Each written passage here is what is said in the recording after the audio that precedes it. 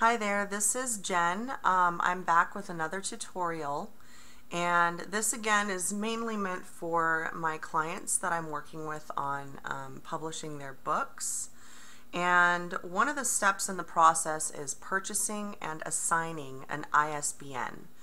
And this is something that I usually also have to explain a lot about because there are 4 different options as far as ISBN assignment goes in CreateSpace.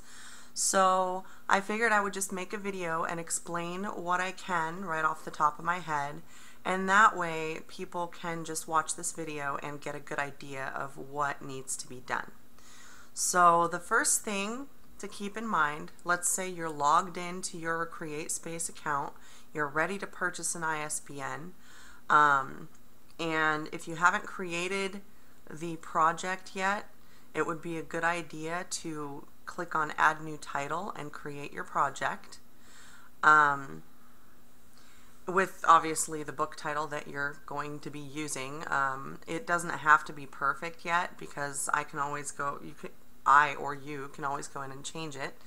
But you have to purchase the ISBN within the projects section of CreateSpace. So you can't just purchase an ISBN and not have it associated with a specific book. So for the sake of this example, I'm going to go ahead and click on this one, which I created previously in a different tutorial video. And it's just called example book because it's not going to be a real book. So let's go ahead and go in there. And when you click on it, it'll take you to a page that looks like this. And up here is basically your tasks list, your to-do. As you can see, the title information for this one is not complete because I didn't put an author in there, but we don't need that for this example. So what I'm going to do is I'm going to go up here to ISBN and click on that link. And then it'll take you to this page where you see 4 different ISBN options. The first one is a free CreateSpace assigned ISBN, which is completely free. And the one thing that people are kind of iffy about with this option is that CreateSpace is listed as their publisher. A lot of people still don't like to look like they're self-publishing because the stigma is kind of carried over from the past still. It's getting better, but it's still not, you know, completely gone. So the point is that you can't list your own imprint. So if you want to list your own imprint, you will have to purchase an ISBN. The other differences between this one and the other options is that with this option, you will be able to use all expanded distribution channels, including distribution to libraries and academic institutions. So if you want your book to be made available to libraries and schools and colleges, then this would be a very, very good option to choose. None of the other ISBN options offer that. So that's one major benefit. So like if you're publishing a book of essays or something like that, then this would be a good option to use. Next is the custom ISBN, which is the one that I usually recommend for the people that I'm working with. 1, because it's extremely cost effective, and 2, because it's very, very easy to purchase the ISBN through CreateSpace and then and just use it. You know, it's not a complicated process. So this is kind of the keep it simple version, you know, way to get the ISBN assigned. The only limits on this option is that you cannot use the same ISBN to distribute your paperback through any other platform. So, for example, if you wanted to do the same paperback and publish it through, let's say, Lulu or Nook Press, you would have to get a different ISBN number, even if it's the same size, even if it's exactly the same thing. But that's not really necessary in my experience. If you have your book published through CreateSpace, it's available to a lot of different sellers and a lot of different registries, book registries. And the only thing is if you wanted to do, like, say for example, a hardcover book, then you would have to get a different ISBN anyway.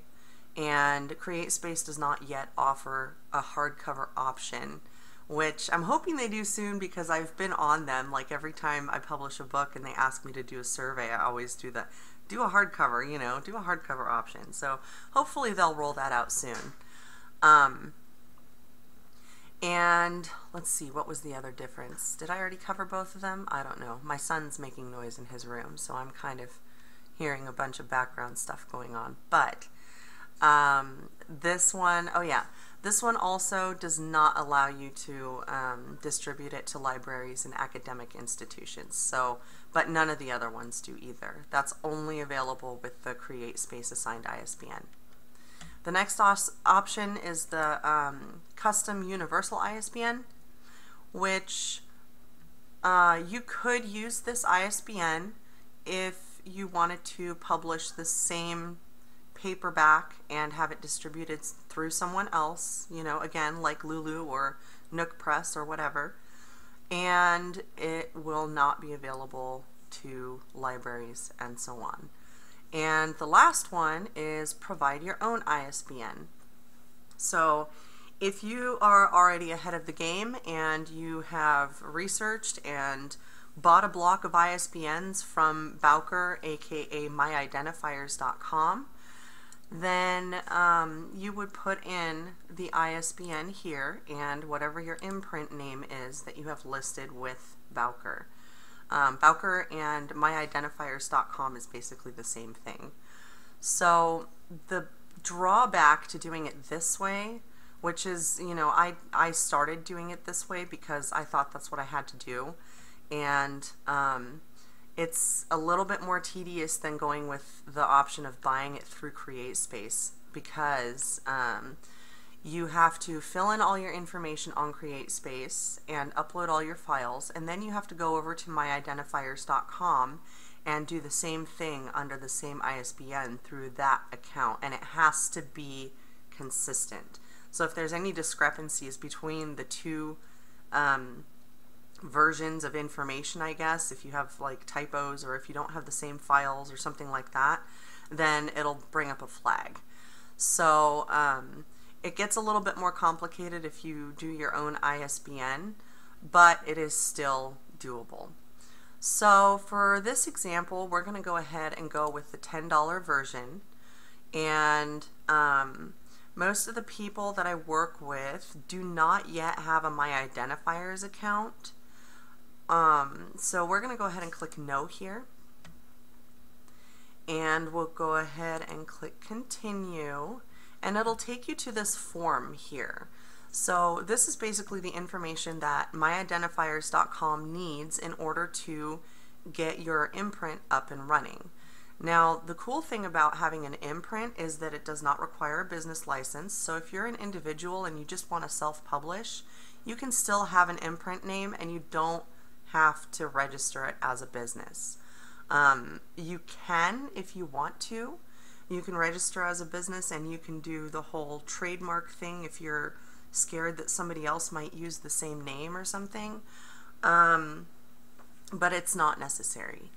So also, if you already have a business, your business can have an imprint underneath it without having to have a separate business license either. So it's a really cool little way for, like, say for example, if you have a consulting business and you specialize in a specific area and you want to do like courses or give people information about what you do or some of your experiences, then you don't have to have a separate business in order to do that. You can just have either your business's name as your imprint or a variation of it as your imprint, or you can come up with a completely different name and just have it underneath your business, like as part of your business. So I thought I would share that with you because that's a nifty little fact to know.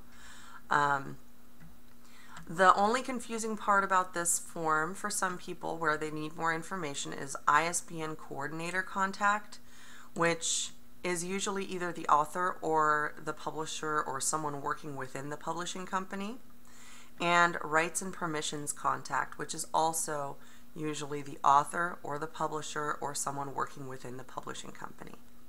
Once you've filled all that out, you would tick this box, I agree, and then you would click on Purchase ISBN. It will not charge your card yet, so don't worry about that. I'm not going to actually go through with this process because I do have a My Identifiers account, so it won't let me. But once you click Purchase ISBN, it will take you to the checkout page. So it looks, it looks pretty much like the rest of the site looks, and you'll basically have a checkout whatever where you fill out your card information if you haven't yet. If you already have card information put into your CreateSpace account, then it'll pull up that payment profile, and you can just say there's a button that says use this payment profile, and so you would click on that button, and then it'll show you like a purchase summary, and it'll only charge you $10. There's no tax on these. And then you would just click checkout, and it'll pop up with a little tiny box that says charging, and it'll take you to a receipt page after that that says this purchase will show CreateSpace as the charge or whatever. And that's basically it. Then your ISBN is assigned, you have it listed, it's there, and you're done with purchasing the ISBN. So once that happens, you will be back at this page in your member dashboard, and it'll still say incomplete, but if you or whoever goes back in to work on the book, they'll be able to go click on this, and then the ISBN will be listed right about here, down here. So yeah, that's how to purchase an ISBN and some of the information about the different ISBNs. I hope you found this useful and that it answered some questions you may have.